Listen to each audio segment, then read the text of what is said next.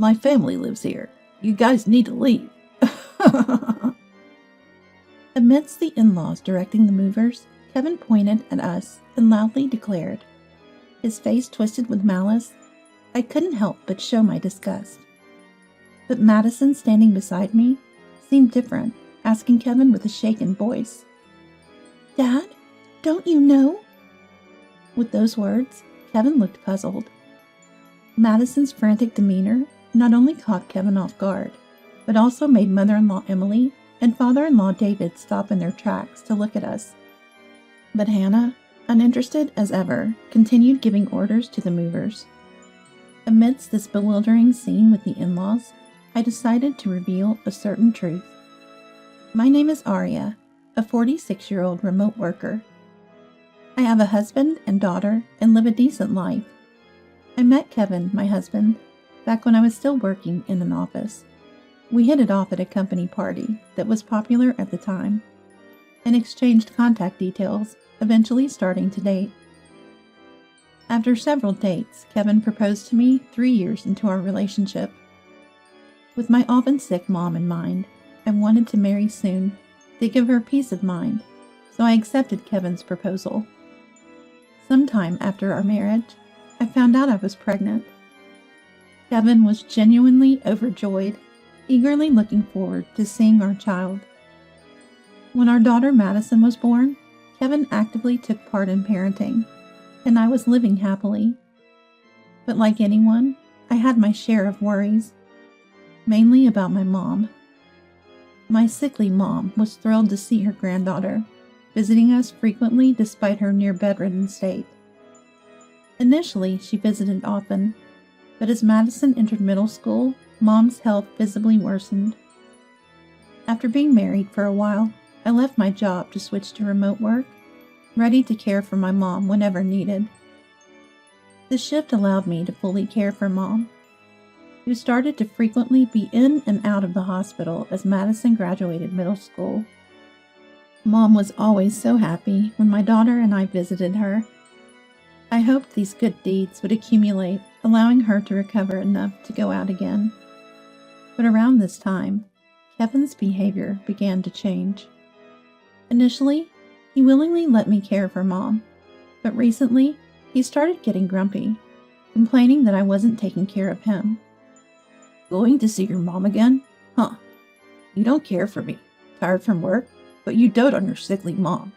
Man, I wish I were sick too.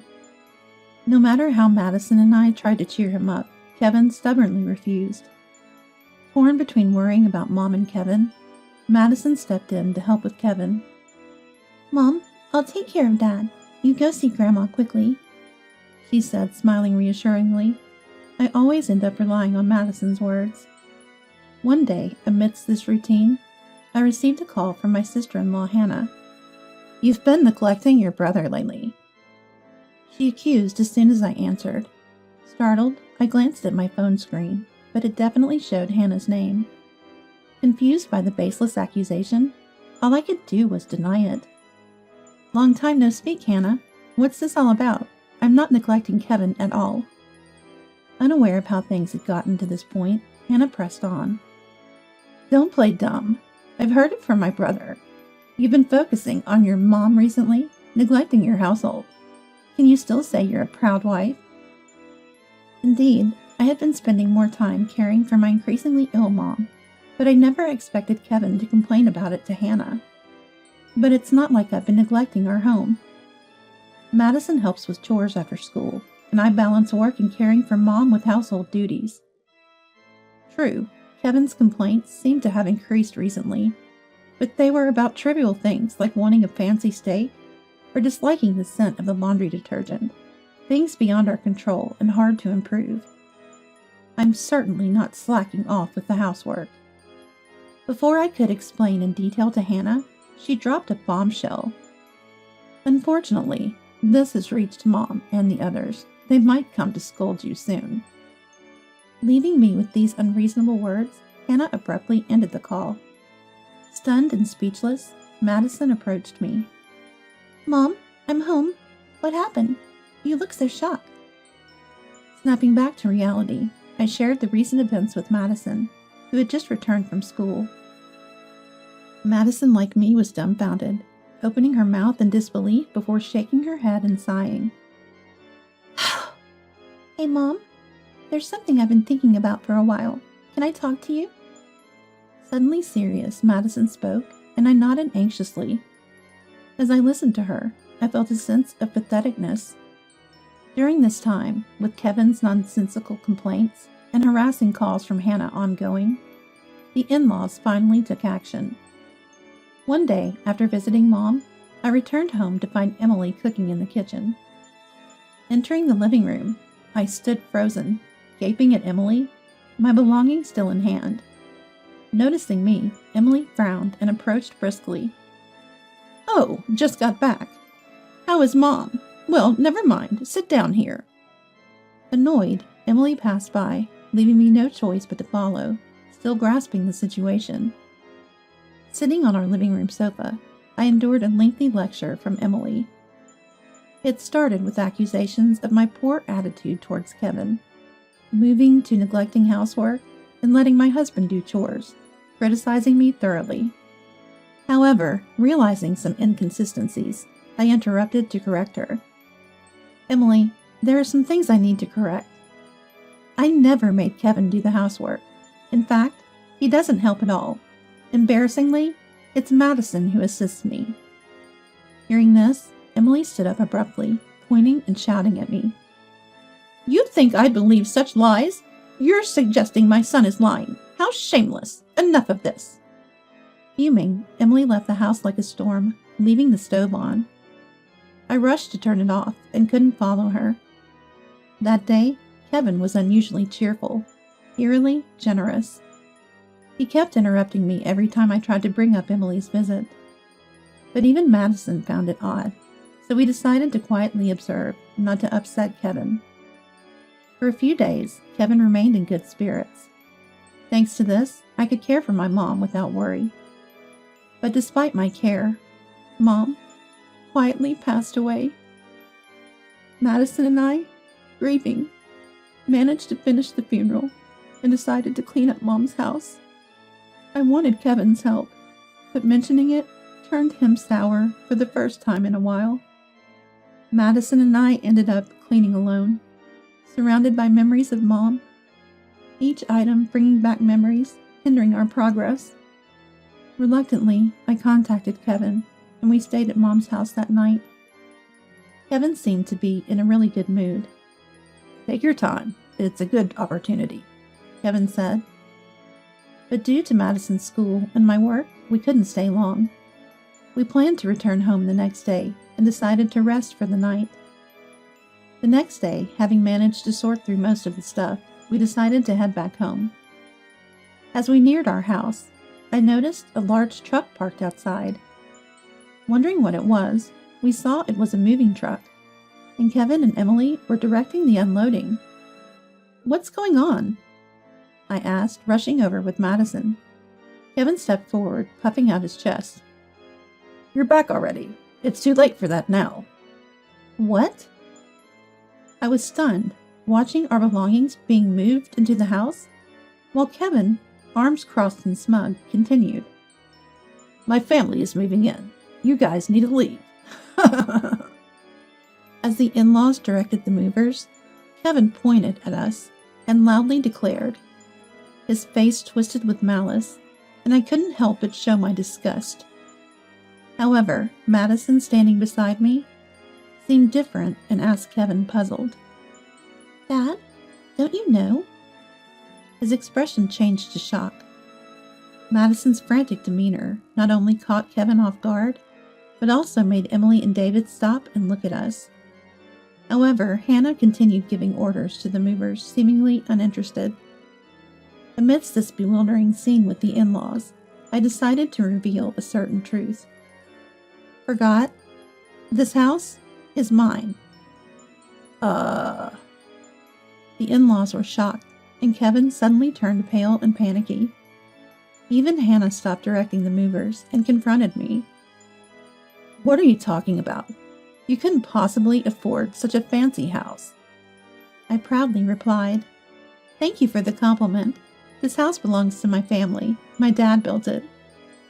That's impossible. This house looks too new and beautiful. I appreciate it, Emily. My mom renovated it when we got married. Kevin should know about this. I didn't know why they had forgotten, but the house was in my name, and the renovation costs were covered by Mom. She willingly moved out to an apartment so that we could live here long term. Kevin and I thanked her and even discussed living together. Realizing his plan had fallen apart, forgetful Kevin seemed to understand that his scheme had failed. And you know, I started to speak, but Madison interrupted. She began to share information from the recent inheritance sorting. Grandma left a lot of inheritance for Mom and me. Unfortunately, it's not money. It's land and high-rise apartments, things that can't be easily converted into cash. Upon hearing this, Kevin's eyes lit up, and he turned to the in-laws while Hannah triumphantly fist-pumped. I wondered how they could be so happy, hearing Madison's words, but Kevin quickly turned to me, shouting, Wait a minute. I didn't know Mom had so much wealth. You didn't say anything about this when we got married. Hearing Kevin's outcry, the in-laws started voicing their selfish complaints. What's this? Isn't that like marriage fraud? That's so sleazy. You deliberately kept quiet about the inheritance to keep it from Kevin, didn't you? Such a greedy woman. And the way you spoke earlier, it sounded like only you two are getting the inheritance. David, realizing the crucial point, looked at us for confirmation. I nodded firmly and explained, Yes, the inheritance is just for me and Madison. Kevin gets nothing. We found the will while sorting through the belongings yesterday. Hearing this, the in-laws turned red with rage, especially Emily, who was the most furious. This is unacceptable. If that's the case, we're getting a divorce. I'm going to take every penny of your divorce settlement. Emily, stopping her feet and raising her voice, received an immediate acceptance from me. That sounds good. I agree. As soon as I consented, Emily turned and ran off, presumably to the nearby office to get divorce papers. I watched her rush off without trying to stop her. Kevin, noticing Emily's departure, asked me bitterly, What are you planning to do now? What do you mean? Are you talking about the divorce or where you're going to live? Both. Kevin responded with almost a snarl, but I looked up at the house, feigning disinterest. What if I told you I've already put this house up for sale? What? Now it was Kevin's turn to be stunned. He exchanged glances with David, then looked back at me, confused. It was expected. They wouldn't have thought that I'd sell the house while spending another night at Mom's. Addressing the bewildered Kevin, I spoke up confidently. I've been thinking about it for a while. Every time I see your terrible attitude, I wonder why I'm still married to you. I've been putting up with it for Madison's sake, but she's also fed up with you. Delivering this shocking truth to Kevin, I saw him turn pale and look at Madison. She met his gaze firmly and spoke her mind. Dad, you always said you were the head of this house. Neglected and pitied, tired from work and ignored. But don't you think the reason you're treated like that is because of your own faults? Why don't you realize you're the one neglecting and ignoring us? Madison's sharp words silenced Kevin, who could do nothing but stay quiet. I thought if he just signed the divorce papers in his downtrodden state, that would be enough. But then Hannah revealed something astonishing. If I knew it would come to this, I wouldn't have applied for the renovation. We all turned to Hannah in surprise. I was shocked not only by Hannah's sudden confession, but also that David and Kevin didn't know about it. What are you doing without permission? David shouted at Hannah, who nonchalantly began to make excuses. I wanted to live in my dream room, so when we were taking over this house, I thought, why not renovate it? But you're selling this house, right? Oh, but if you're selling it, wouldn't it be better if it's renovated? Hannah's smug face made me and Madison sigh. As for Kevin and David, they were too appalled by Hannah's recklessness. Kevin, unable to contain his anger any longer, began shouting at her. Listen, sister, Whether it's sold or becomes ours, you should have told us beforehand. We were planning to move in. Where are we supposed to live during the renovation? Despite feeling a bit off about his preface, Kevin's point was valid, and even Hannah seemed to realize it. Oh, really? As Kevin was about to yell at Hannah again, we saw someone running towards us from afar. It was Emily, seemingly with the divorce papers. I got them! The divorce papers! Now sign them right here! Emily, out of breath and unaware of the commotion among the in-laws, pushed the papers towards me. I took the papers from Emily and thrust them at Kevin. You start writing. You've always made fun of me, and you agree with the divorce, right? No way! Kevin's instant refusal was probably because he knew about Mom's inheritance. But I couldn't bear Kevin's actions and the in-laws' nonsensical behavior any longer. I provoked Kevin, hoping to get him to fill out the papers on the spot. Changing your mind so suddenly? That's right. You've been in a good mood recently because you plan to take over my house. Too bad. Even without Mom's inheritance, I have no intention of giving you this house, and it's already up for sale. Either way, you're going to be homeless, right? Kevin looked at the divorce papers with a frustrated face. Trying to hold back from filling them out in anger, I knew exactly how to push his buttons. It might be humiliating for you, but if you sign these papers, it might ease some of my frustration. Thinking Kevin would act as I expected if I asserted dominance, I spoke, filled with my true feelings, and sure enough, Kevin, red with anger, snatched the papers from me and began filling them out on the spot. If you say so, I'll give you your divorce. Kevin's impulsive action was a relief to me internally. I thought Kevin might come to his senses, but he remained simple-minded. After receiving the half-completed divorce application from him, I filled in my part, ensuring no further unexpected events would occur. I handed the completed application to Madison and turned back to the in-laws. Now, all that's left is to submit this to the city hall, so take everything you brought into this house and go. Wait a minute, are you serious? You said you'd feel better if Kevin signed the divorce papers. Indeed, I did say that, but I never agreed to the move-in. What about the renovation? Renovation? What are you talking about? Emily was surprised to hear about the renovation plan revealed in her absence, but after being briefed by David, she confronted Hannah. A brawl ensued, and with David and Kevin preoccupied, I tried to leave with Madison. However, Kevin and Hannah, determined not to let us go, were stopped by the moving crew, who had had enough.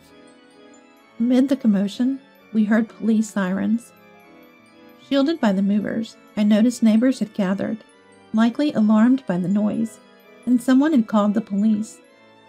The sight of the approaching patrol car with its flashing lights was a relief. But that was short-lived, as the in-laws, now all together, turned on Madison and me.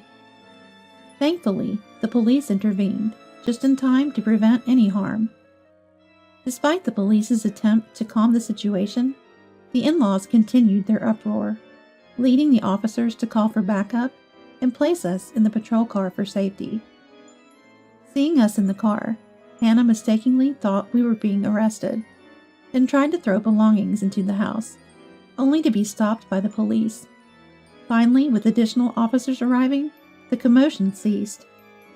As the in-laws began to calm down, the police asked us to come to the station for questioning, igniting another uproar. Kevin or Hannah, or perhaps both, ended up assaulting an officer, resulting in their immediate arrest for obstructing official duties. After being advised by the police, the rest of the in-laws also headed to the station. Meanwhile, Madison and I underwent a brief questioning in the patrol car. Eventually, Kevin and I officially divorced. Although he initially resisted despite having signed the divorce papers, leading to delays, we managed to finalize the divorce with the help of lawyers. Soon after, we found a buyer for the house, and I was able to secure the sale proceeds. Though Hannah had strongly suggested renovations, They were unnecessary, as the house had already been renovated when Mom passed it to me, leading to a quick sale. Since then, the in-laws were acquitted, but obviously they couldn't return to the inherited house. Having sold their own home in anticipation of moving into mine, they found themselves without a place to live. Moreover, the uproar caused them to be looked down upon by their community, making their situation even more difficult. It was inevitable, given the scale of the disturbance. My filing for a bond in the divorce trial has further cornered the in-laws. Kevin's workplace became aware of the commotion, and after receiving a pay cut, he voluntarily resigned. Now, while working at his current job, he is paying the bond for our divorce trial, and although for a short period, child support for Madison. Naturally, balancing income and expenses has become difficult, and he seems to be managing the payments by juggling multiple jobs. Hannah, initially continuing as a beauty consultant, was eventually fired due to customer rumors about the incident reaching upper management. Living a lavish lifestyle, she quickly ran out of money, and like Kevin, is working multiple jobs to cover the bond payment. The in-laws themselves seem to have had further troubles post-incident, leading to a divorce and separate living arrangements. Emily was fired from her part-time job due to neighborhood gossip, and David, who planned to live freely off his retirement fund, now has to find work to cover the bond payment to me. While each of them faces their own challenges, I see it as their retribution for their actions towards Madison and me. I hope they will reflect on their behavior. Meanwhile, Madison and I have moved into a new home. With her already transferred to a different school, there's no worry about the in-laws causing trouble there. Continuing my remote work, I look forward to spending peaceful times with Madison. The relief of being freed from that situation brings a smile to my face, and I plan to live happily with Madison.